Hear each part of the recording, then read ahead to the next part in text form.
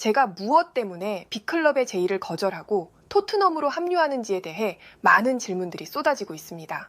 여러 가지 이유가 있겠지만 토트넘으로 가야겠다고 결심한 결정적인 이유는 손흥민 때문이며 그와 함께 호흡을 맞추길 오래전부터 기대했습니다.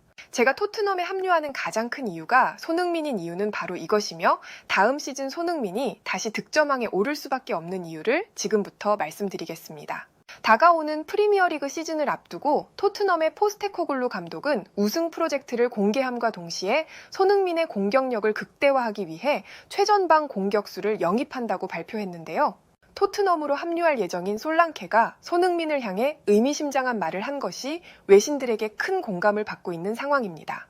자세한 내용을 월드TV와 함께 살펴보겠습니다. 토트넘이 본머스의 솔랑케를 영입하기로 합의한 소식을 외신들이 신속하게 전했는데요. 이적료는 약 8,700만 달러로 예상되며 이 금액은 클럽 역사상 최고액으로 기록될 예정입니다.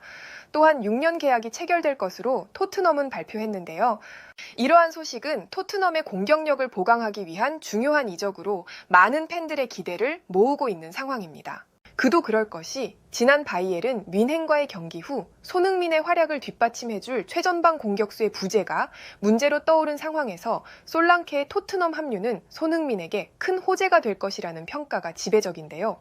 이러한 솔랑케의 합류에 대해 레전드 공격수인 마이클 오원은 여러 측면에서 분석하며 주목을 받고 있는 상황입니다. 토트넘은 이번 이적 시장에서 최전방 공격수를 영입하기 위해 적극적으로 움직였으며 1순위 타깃으로 본머스의 솔랑케를 선정했고 끝내 영입에 성공했다고 발표했습니다. 지난 시즌 토트넘은 손흥민을 필두로 전반기에서 선두권 경쟁을 하며 돌풍을 일으켰지만 아쉽게도 우승 트로피를 들어 올리는데 실패한 경험이 있습니다.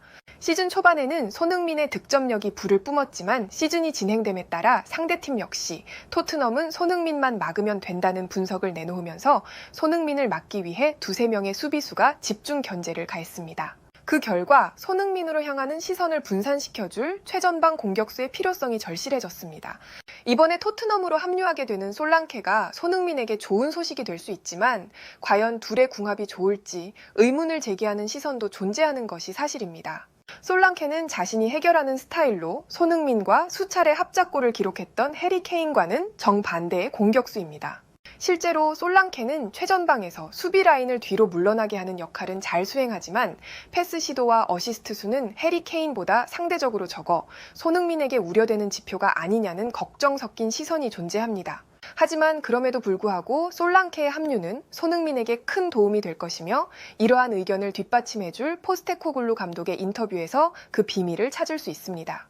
이번에 합류하게 되는 솔랑케는 분명히 우리에게 큰 도움이 될 것이며 일각에서 우려하는 손흥민과의 공존법에 대해서도 모든 해답을 이미 준비하고 있습니다.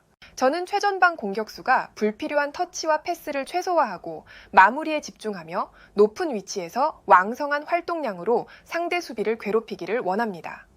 이러한 유형의 선수로 솔랑케는 완벽하게 부합한다고 생각합니다. 지난 시즌 우리는 손흥민에게 극도로 의존할 수밖에 없었습니다. 히샬리송의 부재로 인해 손흥민은 한동안 최전방 공격수로 출전해 완벽한 모습을 보여주었습니다. 하지만 최전방 공격수로 위치하면서 상대 수비수들의 거친 파울과 압박으로 부상의 위험성이 항상 존재했습니다. 그렇기 때문에 최전방에서 힘으로 싸워줄 선수가 필요했고 이러한 선수가 영입된다면 손흥민에게는 지난 시즌보다 훨씬 많은 공간이 생겨날 것이라 확신합니다. 제공권과 포스트 플레이가 뛰어난 솔랑케의 존재는 손흥민에게 집중된 시선을 분산시켜줄 것이며 손흥민이 득점하기 쉽게 전술을 준비 중이니 다가오는 시즌을 기대해도 좋을 것입니다. 이러한 상황에서 토트넘으로 합류할 예정인 솔랑케는 손흥민을 향한 자신의 생각을 전해주었습니다. 일각에서는 제가 토트넘으로 합류하면 손흥민이 득점하는데 오히려 방해가 될 것이라는 분석을 본 적이 있습니다.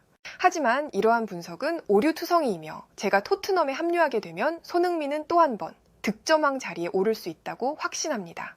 왜냐하면 저는 포스테코글루 감독의 스타일에 적합하며 골을 어떻게 하면 효과적으로 넣을 수 있는지 항상 생각하며 플레이하기 때문입니다. 그동안 저는 본머스에 있으면서 제가 득점하지 않으면 팀의 승리가 희박하다는 것을 알고 있었고 본머스의 감독 또한 제가 최대한 득점을 많이 해주길 바랬습니다. 하지만 저는 항상 딜레마가 있었습니다. 저와 함께 호흡을 맞춰줄 환상적인 선수가 필요하다는 것을 항상 느껴왔습니다.